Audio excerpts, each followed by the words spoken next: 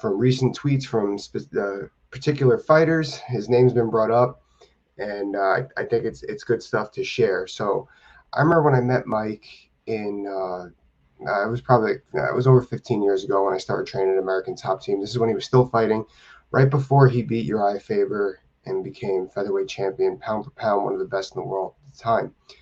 And I could just tell as a teammate, he loved just experimenting with things, finding new ways to win. He really loved the chess match of this game, and he was so much fun to train with. Train with him for a lot, even when he was coaching, I trained with him. Obviously, as a coach, he couldn't, but we're getting into the coaching side after.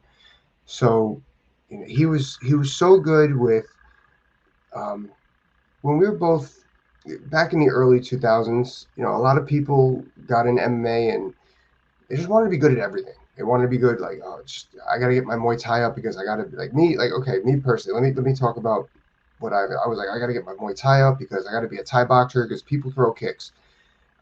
Even though I wanted to wrestle, I wanted to get my wrestling, but I still needed to be on the level of Muay Thai anyway, which is silly.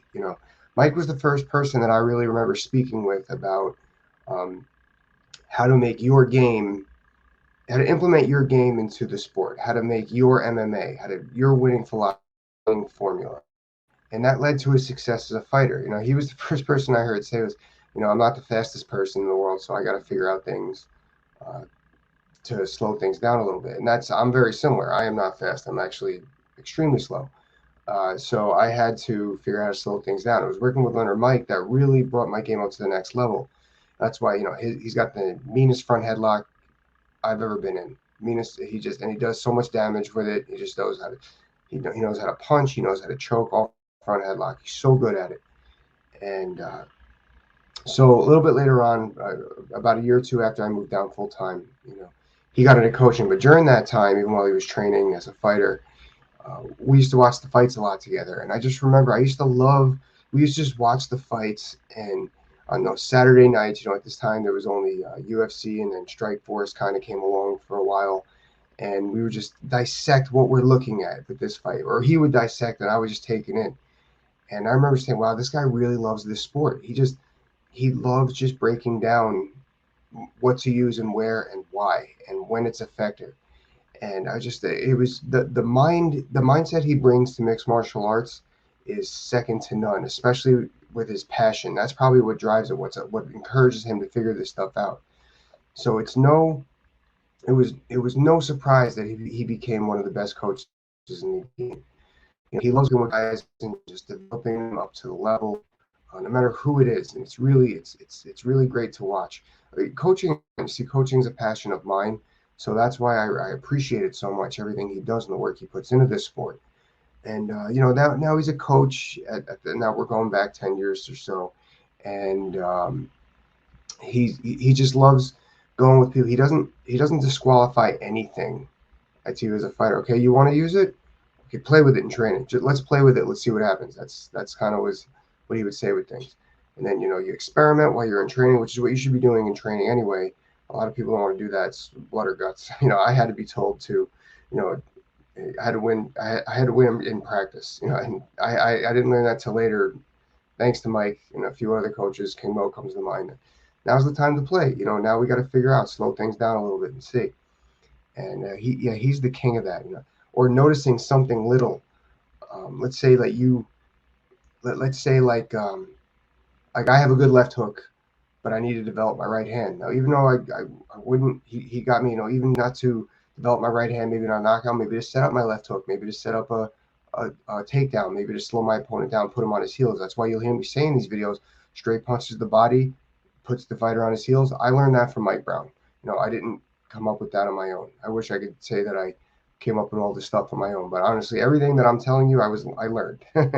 And Mike Brown was a big influence on that. And I remember two fights specifically. He was the in charge, as we would say at American, for dozens of fighters, a couple different coaches, and he was so passionate about me and what I was going to do. And at this time, I remember it was like I had just been released from Bellator the first time I was there, and I wanted to rebuild myself. And he said, "We're going to do it." And we coming up, and he really was just there with me. And even if I was having a slow day, I remember one day I just wasn't like, coach, I'm not having it. She's like, let's just go for a run.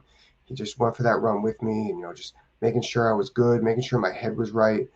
Mike was the best. I loved working with Mike, and it's no secret. That's why look what he's doing with the fighters today, and he always just knows how to play the game. He knows that the fight it's about the fighter. He's not trying to use his name, which most coaches are in mixed martial arts. Actually, I like that a lot of mixed martial arts coaches, they're not trying to make it about them, and I love it. But he just really loves being all about the fighter.